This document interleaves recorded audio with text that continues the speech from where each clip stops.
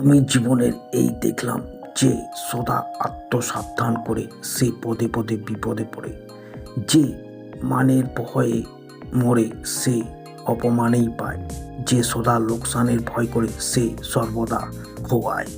কেহই সত্য প্রেম ও অকপটতার শক্তির বাধা দিতে পারে না। তোমাদের কি মন মুখ এক হয়েছে?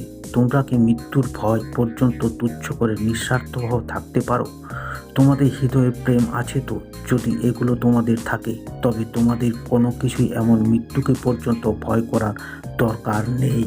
হেঁটে শুতে পড়তে, গাইতে বাজাতে, ভোগে রোগে কেবল সৎসাহসের পরিচয় দিবে, তবে তো মহাশক্তির কৃপা হবে। মহত্যাগ করো এবং যুদ্ধে প্রবৃত্ত হও। পাশ্চাত্যপদ হইয়া না হইয়া আদর্শ, ফল যাহাই হোক কর্ম করিয়া যাও।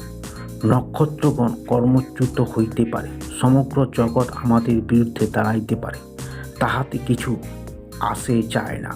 মৃত্যু তো শুধু দেহান্ত প্রাপ্তিমাত্র, যুদ্ধ করিতেই হবেই। উদয়মান যুব সম্প্রদায়ের উপরে আমার বিশ্বাস, তাহাদের ভিতর হইতেই আমি কর্মী পাইব।